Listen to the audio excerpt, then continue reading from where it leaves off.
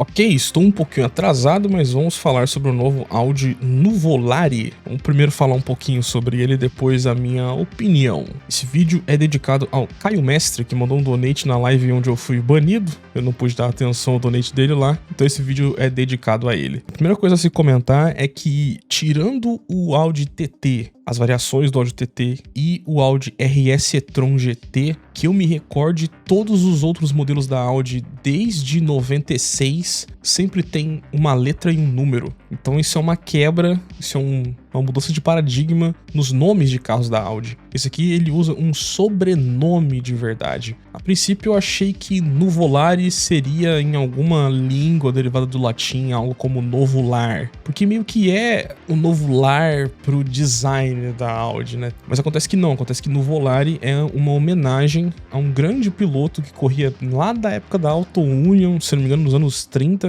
A Auto Union era uma das 4 marcas que formaram os 4 anéis da Audi, né? Nuvolari foi homenageado antes num protótipo, que eu acho que era um protótipo pro Audi A5, e agora vem nesse carro aqui, que não tá muito claro se ele ainda é um concept, se ele ainda é um mock-up pré-produção, se ele já é o exato carro pré-produção ou não. Não ficou muito claro isso, mas o que importa é que Nuvolari homenageia esse grande piloto que corria lá com a Auto Union. Era um piloto que Enzo Ferrari classificou como um cara de uma coragem sobre-humana, digamos assim, né? Que ele é um cara que extraía muito em condições extremas, tal como, na minha opinião, todos os grandes pilotos de antes de 1990. Existia uma coragem muito acima da média e os caras tinham um risco de vida sério a partir do momento que ligavam o carro. Segundo o press release, o Audi Nuvolari homenageia esse grande piloto e ele também simboliza a união entre a tecnologia de carros de rua com tração 4 com a tecnologia que vem sendo desenvolvida pela Audi na Fórmula 1. Tanto que a Audi já entrou esse ano fabricando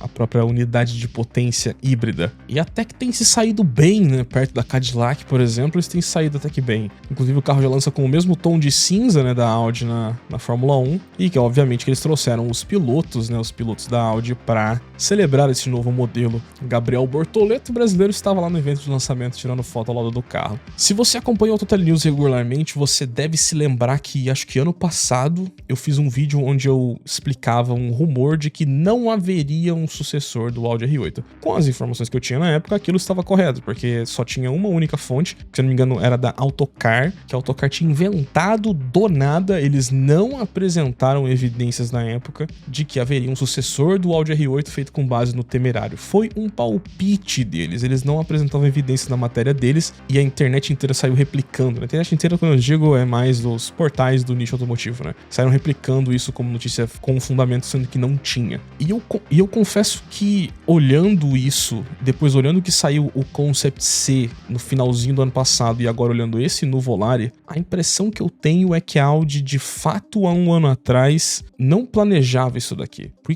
que eu dou esse palpite e eu digo que é palpite? Porque o design dele tá próximo demais do Concept C. Só tinha um único carro no lançamento, a gente não viu ele ligado, tem uma escassez de informação, uma comunicação meio estranha, um timing meio esquisito. Faria mais sentido esse carro ser apresentado daqui algumas semanas no daqui pouco mais de um mês no Goodwood Festival of Speed, ou por exemplo nas 24 horas de Le Mans, ou por exemplo no evento da Fórmula 1 em Mônaco, né? Então lançar esse carro foi o que? Numa quarta-feira aleatória, soou esquisito. E o design dele, quando a gente olha as imagens da vida real, tem um aspecto de umas certas rebarbas embaixo ali nas partes do front splitter e da side skirt, que são de fibra de carbono. Tem um aspecto meio não sei, esse carro não me parece pronto. E o pessoal que não manja muito do mundo automotivo, o pessoal não costuma saber, né? Mas geralmente para um carro ser desenvolvido demora ali de 3 a 4 anos no mínimo para você fazer um projeto do zero. E se a Audi ano passado veio a público dizer que não tinha um sucessor pro Audi R8 e que se viesse seria elétrico para agora apresentar isso,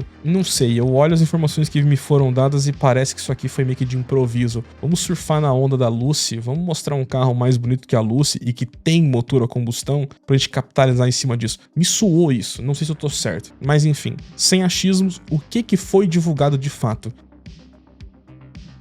A Audi não diz explicitamente no seu press release que é o motor do Temerário recalibrado, só que quando você olha os dados, né, que ele diz que é um carro com motor V8 4.0 biturbo, que gira a 10.000 RPM e que tem um powertrain híbrido que somado gera 1.000 cavalos, quando a gente olha o grupo Volkswagen, a única coisa que se encaixa nisso, que já existe, que aceleraria a criação desse produto, seria de fato o powertrain do Temerário. É o que é mais óbvio. E quando a gente olha as proporções, né, as distâncias de entre eixo, a distância entre a roda e a entrada de ar lateral, o formato da entrada de ar acima ali, junto na coluna C, isso tudo cheira a Temerário. Então eu entendo o pessoal já confirmar que é, porque provavelmente é. Não tem nenhum 4.0 V8 biturbo que gira 10.000 RPM que esteja no grupo Volkswagen sem ser o Temerário. E o Audi R8 teve o histórico de ser compartilhado plataforma com o Huracan e ter compartilhado motor com o Gallardo, né? Então não seria loucura deduzir isso com base nas pistas que foram dadas. A Audi já divulga que esse é o carro mais potente e rápido já produzido em série por eles. Olhando a minha colinha aqui, temos o 0 a 100 de 2.6 segundos, que se não me engano também bate com o Temerário. Temos o 0 a 200 em 6.8 segundos e uma velocidade máxima na casa dos 350 km por hora. A gente sabe também que ele vai ter 3 motores elétricos, 2 no eixo dianteiro e 1 entre motor e câmbio, que eu acho que também bate com o Temerário. E a gente tem também o sistema de vetorização de torque combinado com a tração 4, que ele usa os inputs e os ângulos de direção para identificar qual lado precisa de mais tração. E a tração 4 é impressionante, não tem nem o que falar. E ele tem também um sistema de aerodinâmica ativa lá na traseira, né, no aerofólio, que também tem isso na Fórmula 1, onde no modo máximo dele ele consegue gerar até 400 kg de downforce, não especificaram em que velocidade. Temos aqui também um certo nível de exclusividade nesse modelo, que também não é muito comum vindo da Audi. Haverão apenas 499 unidades, todas com um preço especulado nos 700 mil euros, o que é cerca de 100 a menos que o Revuelto e 200 a mais que um Temerário. É um preço bem agressivo. Eu não sei se justifica esse preço. É um preço muito absurdo. E estão falando também que se houver demanda eles vão fazer uma versão conversível. É bem provável que eles façam mesmo. E é possível que esse carro seja de base para o futuro da Audi no automobilismo em GT3 também, né? Possível, se tem o Temerário GT3, por que não ter esse aqui também? A Audi tem histórico com o automobilismo, né? A Audi não diz diretamente que é um sucessor do R8, mas na prática é. As primeiras entregas estão agendadas para início de 2027, o que de novo é muito rápido. Se a Autocar tivesse tido evidências, teria sido bem mais preciso. Então, ou a Audi estava trabalhando nisso em segredo e a Autocar deu um palpite matador e adivinhou isso daqui, ou o que eu tô sentindo, que é uma coisa feita mais às pressas, sem um trabalho profundo em colocar o DNA Audi aqui, exceto a tração 4, né? Eu não sei, esse carro me deixou com muito pé atrás, assim. Não sou cliente, mas também não me despertou aquela admiração que o R8 despertou lá nos tempos antigos, né? Desde 2005, 2006, com o Audi Le Mans 4, já criou ali no meu imaginário um culto ao que viria a se tornar o R8, ainda mais com o Homem de Ferro depois também, né? Então, não sei, esse lançamento aqui ele teve menos impacto em mim. Eu acho que também não vai ter muito no pessoal, porque pelo que eu vi, a galera não gostou do design. Não foi unânime, mas foi a grande maioria do público que eu tive acesso não gostou. Eu vou ter uma amostra maior agora aqui no canal também, né? Mas pelo que eu vi, não foi cultuado esse design tal como foi o R8. E aqui a gente entra então, por fim, deixei pra falar disso por último, no polêmico design do Nuvolari. Eu fiz as minhas críticas ao Concept C, que supostamente é o sucessor do TT elétrico, e eu repito várias das minhas críticas aqui neste carro, né? Começando pela dianteira, onde ele tenta emular aquela ideia de farol e grade integrada e você ter 3 divisões na dianteira como tinha no R8, só que ele tem essa nova grade que usa aletas em vários ângulos diferentes, só que ela é uma grade muito fina, criando um gap muito destacado entre a entrada de ar central e as duas laterais para os radiadores, né? Então ele cria essa peça toda no meio aqui com a cor do veículo que quebra a harmonia. O farol fininho até que é legal, só que é irônico demais isso vir de mim, mas ele precisava de uma grade maior para atender a harmonia dianteira, porque esse carro tá com um exagero de largura que é, assim, inacreditável. Olhando de frente, o formato onde estão aqui as entradas de ar pro intake me lembra um Lamborghini Murciélago. Isso aqui tem mais cara de Lamborghini que o próprio Temerário nessa questão da entrada de ar aqui em cima.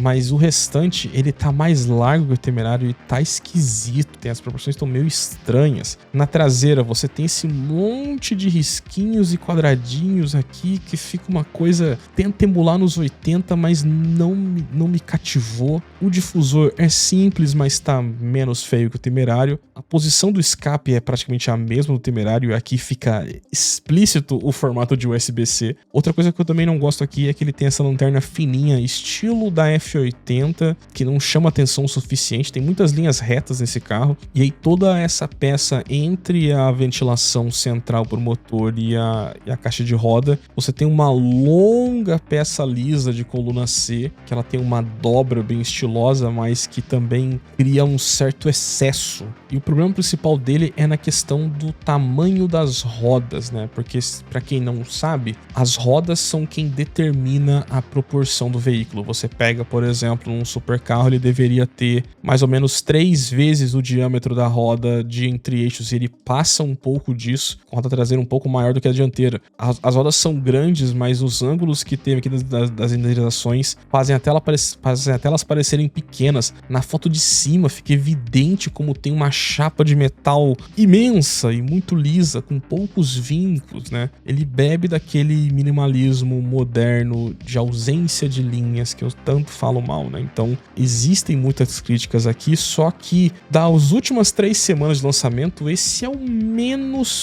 feio. É possível arrumar isso aqui. O problema principal também pra mim é nessa foto aqui na vida real, onde você vê que ele tem uma dianteira grande demais para um carro coupé de motor central traseiro, né? Isso aqui é uma consequência dos motores elétricos, mas ele cria um bico muito grande entre a ponta aqui da grade e onde está o volante. Se você reduzisse a área dianteira, reduzisse esse para-brisa de Honda Fit prolongado, ajustasse a distância entre a caixa de roda aqui, entre a porta e a quina do para-choque, você consegue salvar esse design em proporções, né? O problema para mim não são nem as linhas minimalistas fajutas, o problema são as proporções que estão erradas. E eu vou levar um bom tempo, mas eu prometo que eu vou fazer uma montagem no Photoshop, não tem como fazer com IA, eu vou fazer no Photoshop uma montagem que vai tentar arrumar um pouco as proporções sem fugir das linhas originais da Audi aqui. Eu vou levar um tempinho, vou ter que fazer um segundo vídeo, não dá pra fazer agora, mas eu prometo que eu vou fazer, porque eu acho que tem salvação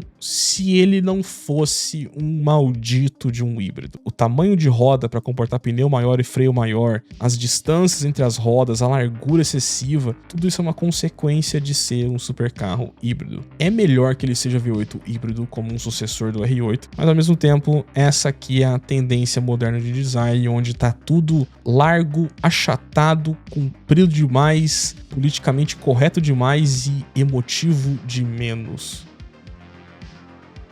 Então esse é o meu compilado de informações reais e opiniões iniciais sobre o Nuvolari. Não é um carro que vai virar pôster, mas eu quero obviamente saber a opinião de vocês aí nos comentários. O que vocês acharam do Nuvolari? Pelo que eu vi na live onde eu fui banido, o pessoal preferiu o Temerário e é necessário a Audi no seu primor para fazer um Lamborghini feio virar bonito, né? Mas enfim, deixe sua opinião aí embaixo, não esquece de se inscrever no canal e assim que eu terminar minha montagem eu vou fazer mais um vídeo aqui, a gente vai fazer um panorama geral de todos esses lançamentos horrendos que tivemos nas últimas 3 semanas e eu vou dar algumas opiniões do porquê que eu acho que isso está acontecendo. Se é um assunto que te interessa, se inscreve para não perder. Nos vemos amanhã com mais um vídeo. Um abraço e falou!